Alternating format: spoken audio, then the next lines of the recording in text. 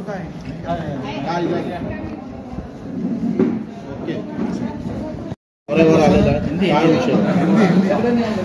जो दौरा सुरू आहे तो आमचा दुसरा टप्पा सुरू आहे. पहिला टप्पा पश्चिम महाराष्ट्राचा झाला.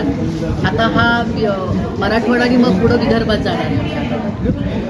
पक्ष संघटना यांच्याशी संवाद साधणं, सर्व पदाधिकाऱ्यांनी त्यांच्या सगळ्या भावना समजून घेणं हा एक पहिला मुद्दा आहे.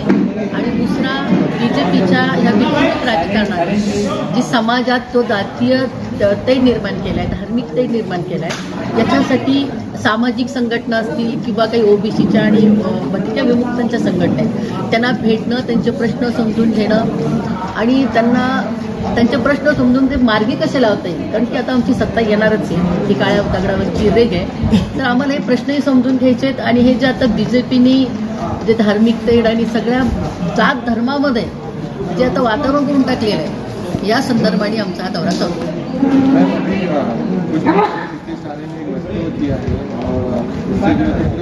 समाज में गुस्सा देखने को मिल रहा है, इसके बारे में आप क्या कहेंगे? ना उन पर एफआईआर होती है, ना उनको अरेस्ट किया जाता है, क्या वजह?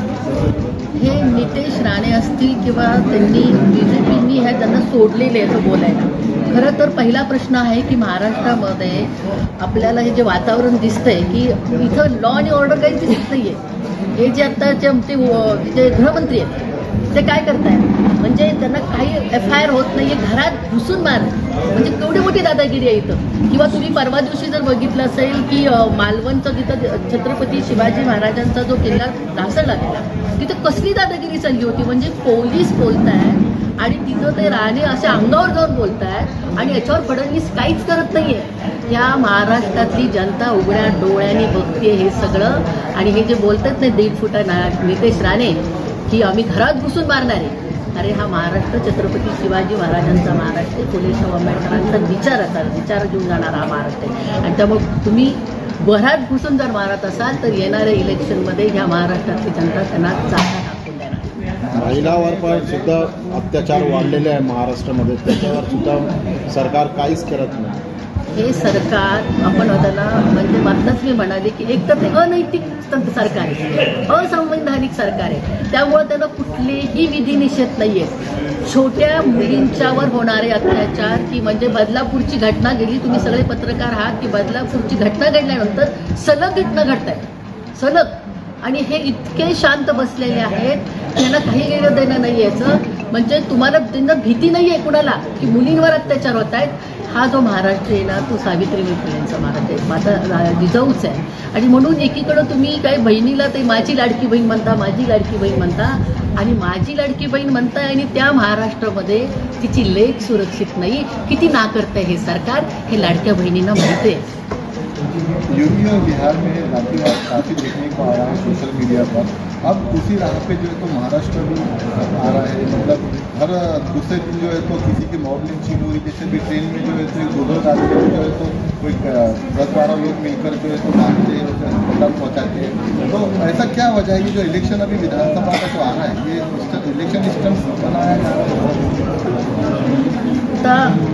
हे जे सगळे प्रकार होत आहेत ह्या BJPकडं किंवा हे 50 कोके घेऊन कोके भादरांचं जे बोगस सरकार महाराष्ट्रामध्ये सत्तेत आलेलं आहे, त्यांच्याकडं कुठलाही अजेंडा विकासाचा नाही आहे. त्यांनी काही केलेले नाही. म्हणजे ह्या महाराष्ट्रातल्या जे युवक आहेत त्या युवकांना बेरोजगार करायचं काम केलं. म्हणजे लाखो युवकांना रोजगार मिळाले असते, ते सगळे उद्योगधंदे गुजरातला पाठवले त्यांनी. आज लेखी बाळी इथं सुरक्षित नाही आहेत. म्हणजे 3.5-4 वर्षाची मुलगी आहे, 2 मुली, तिच्यावर बलात्कार होतो. काय करतात गृहमंत्री काय म्हणतात देवेंद्र फडणवीसजी की तुम्ही ते आता असं म्हणतात की पाठीमाग असं म्हणाले होते काय झालं तर ते बैलगाडीच्या खालून जे कुत्रं चाललेलं असतं तसं मला बोलणार का. आता काय चाललंय आता हे महाराष्ट्रात. आणि म्हणून हे ना करते तिकडं शेतकऱ्यांच्या मालाला हमी भाव नाही. तुम्ही सगळे पत्रकार आहात, तुम्हाला सोयाबीन असेल, कांदा असेल किंवा कांद्याची जी निर्यात बंदी यांचं सरकार गेलं ना ते या सगळ्या टप्प्यांमध्ये नगर बिगरमध्ये कांद्याचं जे शेतकरी कंबरडं मोडलं. सोयाबीन असेल किंवा कापूस असेल, सगळीकडं शेतकरी ताडला गेला. म्हणजे हे प्रश्न त्यांना नाहीच आहेत. आणि म्हणून आता आपण कुठला प्रश्न घेऊन जायचे तर काय करायचंय तर मग जातीमध्ये तेढ निर्माण करायचं, धर्मामध्ये तेढ निर्माण करायचं. पण पुन्हा एकदा मी सांगते की हा महाराष्ट्र शिव फुले शाहू आंबेडकरांचा छत्रपतींचा महाराष्ट्र आहे. इथली जनता शाही. आप औरंगाबाद के दौरे पर आए हैं, औरंगाबाद का समीकरण क्या कहता है? आने वाले विधानसभा इलेक्शन में बाजी मारेंगे? ऑफकोर्स बाजी मारेंगे. क्या क्या मुद्दे लेकर? अभी मैंने आपको बताया कि ये सारे मुद्दे हैं. किसी की बेरोजगारी है, महंगाई है, और ये जो महिलाओं की असुरक्षितता है, ये जो मुद्दे हैं जो लोगों के निजी जीवन के अत्यंत इम्पोर्टेंट मुद्दे हैं. तो यही सारे मुद्दे होंगे और ये सारी जनता के मुद्दे हैं, उनके जीने के मुद्दे हैं. एक सबसे अहम सवाल, पूरे महाराष्ट्र के मुसलमान मांग कर रहे हैं कि पूरे महाराष्ट्र में हमको 36 सीटें पूरी महाविकास आघाड़ी में दें, तो हम महाविकास आघाड़ी के साथ में रहेंगे. हर पार्टी ने 12-12 सीट देना चाहिए. इसके ऊपर कुछ एनसीपी विचार कर रही है, शिवसेना विचार कर रही है, कांग्रेस विचार कर रही है. हाँ, विचार तो हो रहा है. अभी की मीटिंग होगी अभी एक महाविकास आघाड़ी की, वहाँ सब निर्णय हो जाएंगे. लेकिन ये हमें मालूम है कि दलित समाज हो या फिर अल्पसंख्यक मुस्लिम समाज है, उन्होंने पूरा महाविकास आघाड़ी को सपोर्ट किया है. और महिलाओं को इसमें क्या कहेंगे? हमारी कई ने तो बहुत अच्छे तरीके से बात करेगी. और जो ये बीजेपी सरकार जानबूझकर जो कोल्हापुर का तो मस्जिद पे दंगा हो, मस्जिद के ऊपर जाकर जो तोड़फोड़ करे, उसके बाद हमारे पैगंबर हज़रत सल्लल्लाहु अलैहि वसल्लम के ऊपर जो इन्होंने महाराज ने जानबूझकर उनको बोलने लगा, उसके बाद एक बीजेपी का आमदार, तो 1.5 फुटिया 4 फुटिया नहीं बोलूँगा मैं उसको, पर एक जिम्मेदार जानबूझकर आमदार रहने वाला, कई दिन वो कांग्रेस में भी था, हर पक्ष छोड़ के जाके ऐसे फर्नांडिस ने 2 जानवर पाल के रखा है. एक अपने शहर में भी है, पश्चिम में है, तो बोलते रहते थे और उन्होंने तो हद पार कर दी.